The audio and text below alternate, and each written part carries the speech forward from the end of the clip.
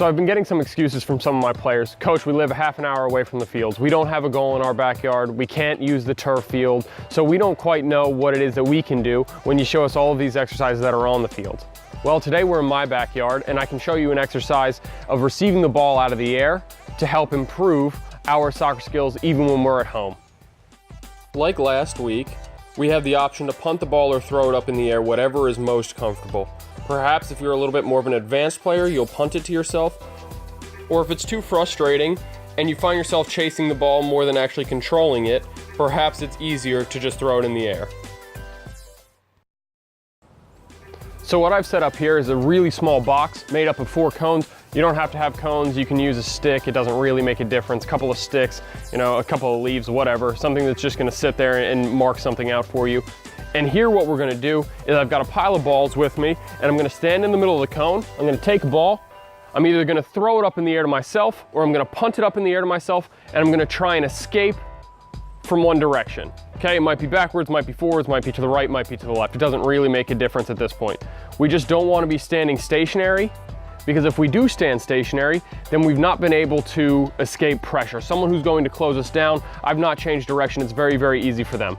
So for example, I'll throw the ball up in the air, take a touch, and exit to the right, and then restart. And so there are a couple of different touches we can take.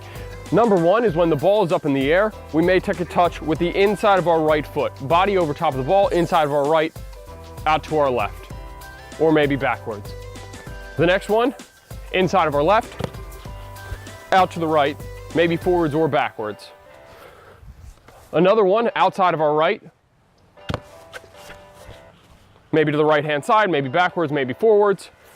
And the opposite one, outside of the left, to the outside of the left, backwards or forwards. Last one that we can do is the ball straight up in the air and trying to kill it as dead as we can to keep possession of it.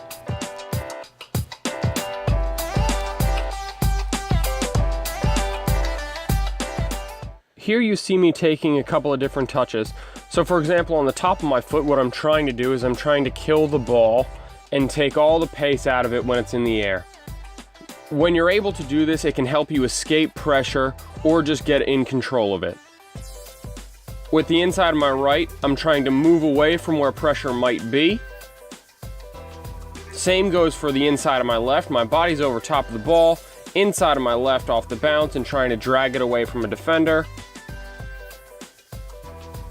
The outside of my right gives me the same concept, but perhaps I'm more comfortable on my right-hand side than my left. So I'm still escaping to the right side away from a defender. And outside left, where I may be more comfortable with my left foot than my right foot, escaping out to the left away from a defender. Lastly, a little bit more complicated, a little fancier, to the back, dragging it with the underside of my foot behind me so that I can escape pressure if it might be in front of me or to either side.